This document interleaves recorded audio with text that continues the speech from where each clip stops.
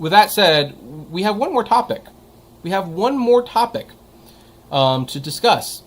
And, it's interesting that we're just talking about the human rights issue with the Uber tracing with the algorithm, because the U.S. has officially accused a supplier for Amazon, Apple, Dell, GM, Microsoft of human rights abuse. So this is interesting, and obviously it has something to do with China.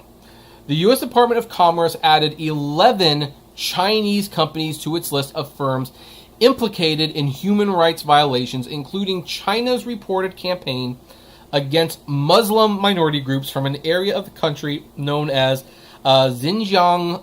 Xinjiang, I think that's how you pronounce it. An autonomous region.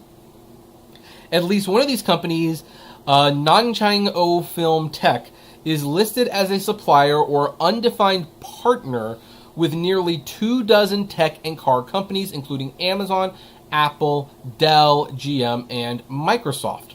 The Commerce Department said the group of 11 companies that supported mass arbitrary detention, forced labor, involuntary collection of biometric data, and genetic analysis targeted at Uyghurs. I don't know if I'm pronouncing that. I'm sorry. And other minority groups will face restrictions on U.S. product, including technology. Quote, Beijing actively promotes the reprehensible practices of forced labor and abusive DNA collection and analyst schemes to repress its citizens, Secretary of Commerce Wilbur Ross said in a statement Monday. This action will ensure that our goods and technologies are not used in the Chinese Communist Party's despicable offensive against defenseless Muslim minority populations. O-Film couldn't immediately be reached for comment. Amazon, Apple, Dell, GM, and Microsoft either didn't respond to requests for comments or had no immediate comment when reached. The government's move against O-Film, which says it makes cameras, touchscreens, and fingerprint sensors, marks an escalation of the Trump administration's use of tech companies as part of its pressure campaign against the Chinese government. Now, we've been talking about this, how like TikTok and all these other Chinese-owned things, like how TikTok was copying information and sending it somewhere and we didn't know where it was going. Well, yeah, then you start going to like their other firms like O-Film. They make cameras, touchscreens, and fingerprint sensors.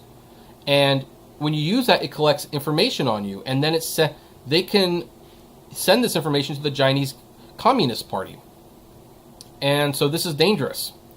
So I'm actually thinking we're getting towards a point in the future we're going to have Amazon, Microsoft, Apple, Uber, maybe even Facebook. You're going to have to start not using Chinese technology in your products, because China makes it so that they can copy this information and they can do stuff with it, and we don't know what they're doing with it. That's the thing. We just don't know what they're doing with it.